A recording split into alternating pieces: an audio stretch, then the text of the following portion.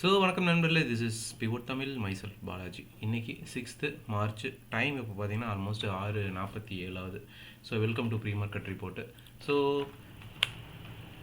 Global market எப்படி இருக்குது அப்படின்னு பார்த்தோம்னா, குளோபல் மார்க்கெட் எல்லாமே நல்லா பாசிட்டிவாக தான் இருக்குது. ஓகேங்களா, இன்றைக்கி ஓவராலாகவே பச்சை பசேர்னு தான் இருக்குது. எங்கே பார்த்தாலும் அது மார்க்கெட் வந்து சஸ்டெயின் பண்ணுமா அப்படிங்கிறதான் கேள்வி. ஸோ நம்ம உள்ளே போவோம். யூஎஸ் மார்க்கெட் வந்து பார்த்திங்கன்னா S&P 500 வந்து பார்த்திங்கன்னா 64 பாயிண்ட்ஸ் பாசிட்டிவாக முடிச்சிருக்காங்க. நாஸ்டாக் வந்து 268 பாயிண்ட்ஸ் பாசிட்டிவாக முடிச்சிருக்கு. டவ் ஜோன்ஸ் ஃபியூச்சர் இப்போ ஜஸ்ட் ஸ்லைட்லி நெகட்டிவாக இருக்குது. ஓகேங்களா, கிஃப்ட் நிஃப்டியை பொறுத்த வரைக்கும் ஒரு 26 பாயிண்ட்ஸு பாசிட்டிவாகவும், நிக்கி வந்து பார்த்திங்கன்னா ஜப்பனீஸ் மார்க்கெட்டு 274 புள்ளிகள் பாசிட்டிவாகவும் இருக்குது. ஓகேங்களா, பட் இது வந்து ஒரு கரெக்டான இண்டிகேஷனானு கேட்டால் இல்லை அப்படிங்கிற மாதிரி தான் நான் சொல்லுவேன். ஏன் அப்படின்னா, ஆக்சிஸ் பேங்க் ஏடிஆர் பாருங்கள், ஆல்மோஸ்ட் 3%, ஹெச்டிஎஃப்சி வந்து 1%, ஐசிஐசி வந்து 1.85% இருக்குது.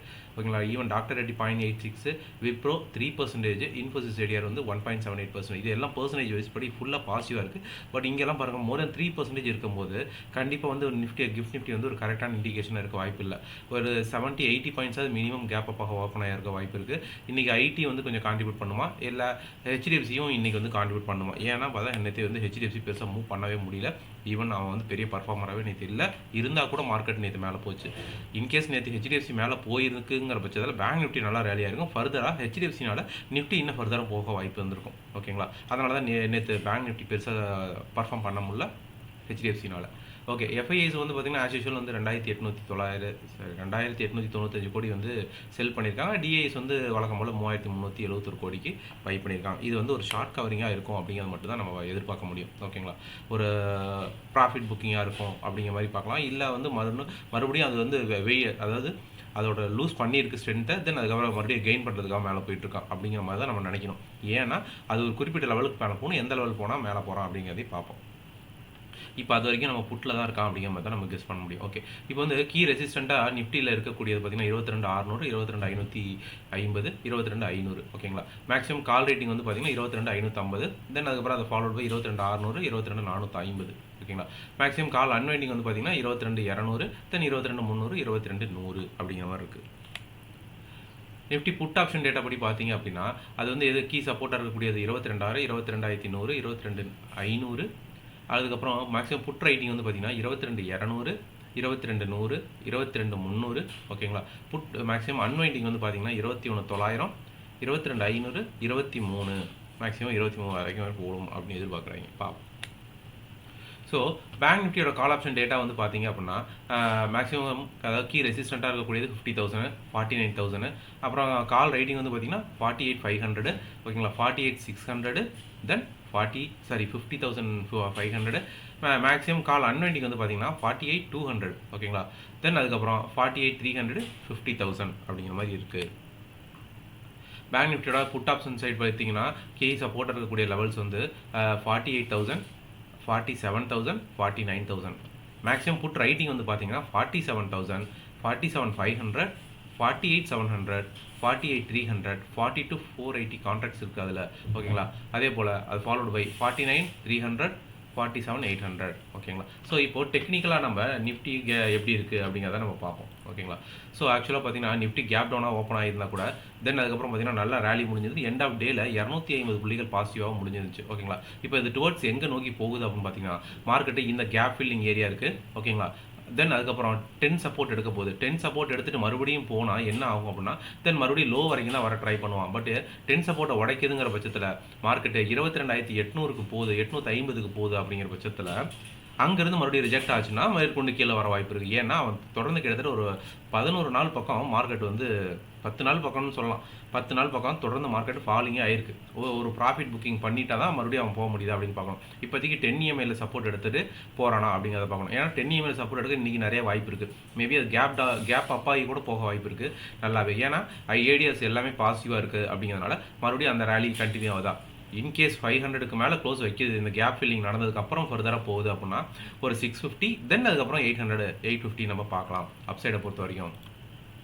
ஓகேங்களா, ஸோ அது மட்டும் இல்லாமல் மார்க்கெட்டு எனக்கு தெரிஞ்சு அதிகபட்சம் மார்க்கெட்டு ரொம்ப ஹையாக போச்சு அப்படின்னா கூட இன்றைக்கி 956, இன்கேஸ் அதே ரேலி ஒரு கண்டினியூ ஆகுது அப்படின்னா கூட 22,000 956, 983 இதை தாண்டி மார்க்கெட் மேலே போகிறது கிடையாது.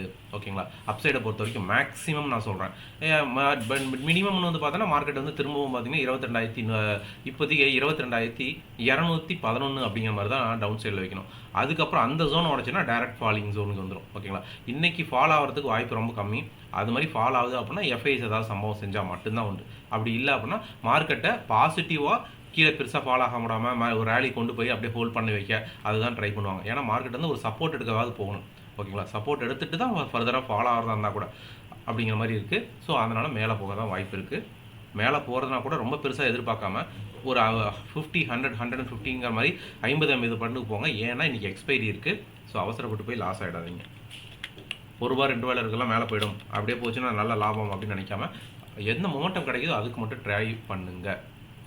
ஓகே, அதே போல் பேங்க் நிஃப்டி பாருங்கள், இது ஒரு பெரிய பர்ஃபார்மன்ஸ் பண்ண முடியல. எண்ட் ஆஃப் டேல அவனும் 244 பாயிண்ட்ஸ் தான் பாசிட்டிவாக க்ளோஸ் பண்ணியிருக்கான். ஓகேங்களா? தென் அதுக்கப்புறம் இன்கேஸ் இன்றைக்கி நல்ல ஏடிஆர்ஸ்லாம் நல்லா இருக்குது அப்படிங்கிறனால பேங்க் நிஃப்டி நல்லா பர்ஃபார்ம் பண்ணுது அப்படின்னா இப்போதைக்கு 48,700 பேங்க் நிஃப்டியோட தான் இருக்கும். இன்கேஸ் 48,700 உடைக்குதுங்கிற பட்சத்தில் தென் அதுக்கப்புறம் வந்து 49,150க்கு போக வாய்ப்பு இருக்குது.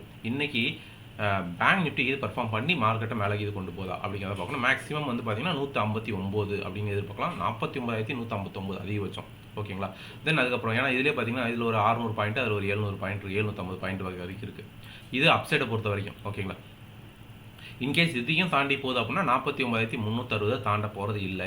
49,360 மேலே போனால் தான் மார்க்கெட் புல்லிஷாக இருக்குது பேங்க் நிஃப்டி அப்படின்னு அர்த்தம். அது வரைக்கும் போயிட்டு ரிஜெக்ட் ஆக வாய்ப்பு இருக்குது. அதனால் அப்சைடில் லெவல்ஸு 49,360, 320, 49,150, 49,081, அடுத்து வந்து 49,021, 48,900, தென் 48,700 எஸ்டர்டே ஹை.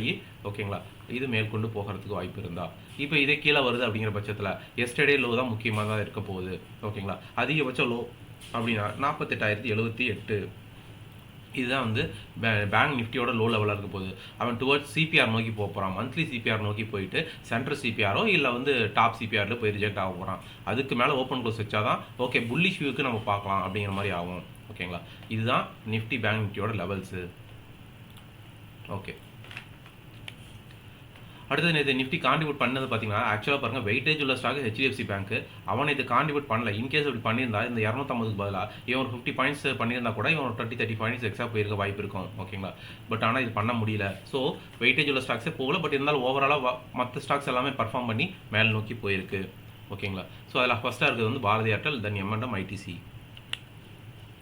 அப்புறம் பேங்க் நிஃப்டியை பொறுத்த வரைக்கும் பார்த்தீங்கன்னா எஸ்பிஐ நேற்று நல்லா போச்சு, Kotak bank, bank of Baroda போச்சு, ஐசிஐசிஐ போச்சு. பட் லோவர் லெவலில் இருக்கக்கூடியது என்ன இருக்குது அப்படின்னு பார்த்தீங்கன்னா ஹெச்டிஎஃப்சி தான் இருக்குது. ஹெச்டிஎஃப்சி நேற்று இன்றைக்கி ஹெச்டிஎஃப்சி பர்ஃபார்மன்ஸ் பண்ணுமா ஏடிஆர் பாசிட்டிவாக இருக்கிறனால. ஸோ புட்கால் ரேஷியோ படி பார்த்தீங்கன்னா ப்ரீவியஸ் 0.86 இருந்துச்சு. நேற்று வந்து பார்த்தீங்கன்னா 1.05 ஆயிருக்கு. Let's wait and watch the game. So long buildup பார்த்தீங்க அப்படின்னா 115 ஸ்டாக்ஸ் இருக்க மாதிரி இருக்குது. 115 ஸ்டாக்ஸ்னால் நேற்று எல்லா ஸ்டாக்குமே ரேலி தான் ஆச்சு. ஓகேங்களா? ஏன்னா ஷார்ட் கவரிங் ஆகும்போது அப்புறம் அது வெயிட்டேஜ் படி அவன் மேலே போக போக உங்களுக்கு வந்து பார்த்திங்கன்னா நல்லா நிஃப்டி அப்போ தான் மூவ்மெண்ட் பண்ணுச்சு. பட் இங்கே வந்து பார்த்திங்கன்னா IIFL, ஓகேங்களா, தென் NBCC, டாடா பவர், அதானி, தென் அதுக்கப்புறம் பார்த்திங்கன்னா சாரிப்பா KPI டெக்கு. ஸோ இந்த மாதிரி ஸ்டாக்ஸு லாங் பில்டப் பண்ணியிருக்கு. நமக்கு லாங் அன்வைண்டிங்கில் ஏதாவது இருந்தால் தான் பார்க்கணும். ஷார்ட் பில்டப்பில் இருக்குது எது அப்படின்னு பார்த்தா இப்போ கூட Chola finance, BSC, Balakrishna, Muthoot finance, ஓகேங்களா, Divi's lab, Prestige, HDFC bank. Short கவரிங்கில் இருக்கிறது தான் நமக்கு முக்கியம். Polycab, Deepak nitrate, Biocon, LTTS, Manappuram, ஓகேங்களா, சிமெண்ட்ஸு, கான்காரு. நேற்று நல்லா பெஸ்ட்டு கான்ட்ரிபியூட் பண்ணது பார்த்தீங்கன்னா நிஃப்டி மெட்டல் வந்து பார்த்தீங்கன்னா ஆல்மோஸ்ட் 4% ரேலி ஆயிருந்துச்சு. 337 பாயிண்ட்ஸ் மேலே போயிருந்துச்சு. அதில் டாடா ஸ்டீல், வேதாந்தா, JSW, அதானி இவங்க தான் நல்லா கான்ட்ரிபியூட் பண்ணியிருந்தாங்க. நிஃப்டி மெட்டலில் அவங்க தான் நல்லா பெஸ்ட்டாக கான்ட்ரிபியூட் பண்ண முடியாமல் போன செக்டர்னு பார்த்தீங்கன்னா பெருசாக நிஃப்டி ஃபினான்ஷியல் சர்வீஸு, அதில் பார்த்தீங்கன்னா bank Nifty, Bajaj finance, Muthoot finance. So stocks to watch என்னென்ன அப்படின்னு பார்த்தீங்கன்னா இன்றைக்கி TCS, Wipro, Zydus life, RPP infra, LIC housing, Hindustan zinc, Dalmia Bharat, Adani enterprises, Zydus life. So இங்கே பாருங்கள், இதில் என்னென்னா இப்போது நான் ஏடிஆர் படி சொன்னதில் பார்த்தீங்கன்னா இன்ஃபோசிஸ் ஏடிஆர் பாசிட்டிவாக இருக்குது, விப்ரோ பாசிட்டிவாக இருக்குது, ஈவன் டிசிஎஸ் நியூஸ் இருக்குது. அப்படிங்கிற பட்சத்தில் ஐடி ரேலி பண்ணுது, ஈவன் ஹெச்டிஎஃப்சியும் ஆக்சிஸும் எல்லாமே ஏடிஆர் பாசிட்டிவாக இருக்கனால 2 பேரும் சேர்ந்து கான்ட்ரிபியூட் பண்ணால் பிகினிங்கில் ஏதாவது மொமெண்டம் கிடைக்குதா அப்படிங்கிறத பார்ப்போம். ஓகேங்களா? அப்படி கிடைச்சா அதை கேப்சர் பண்ணிக்க பாருங்கள். ஏன்னா இன்றைக்கி வந்து வீக்லி எக்ஸ்பைரி இருக்குது. ஸோ பார்த்து கவனமாக ட்ரேட் பண்ணுங்கள். அந்த வீடியோ உங்களுக்கு பிடிச்சிருக்குன்னு நினைக்கிறேன். லைக் பண்ணுங்கள், ஷேர் பண்ணுங்கள், சப்ஸ்கிரைப் பண்ணுங்கள், கமெண்ட் பண்ணுங்கள். மற்றும் வீடியோவில் சந்திப்போம். அதாவது 9 மணிக்கு. நன்றி நண்பர்களே, நன்றி.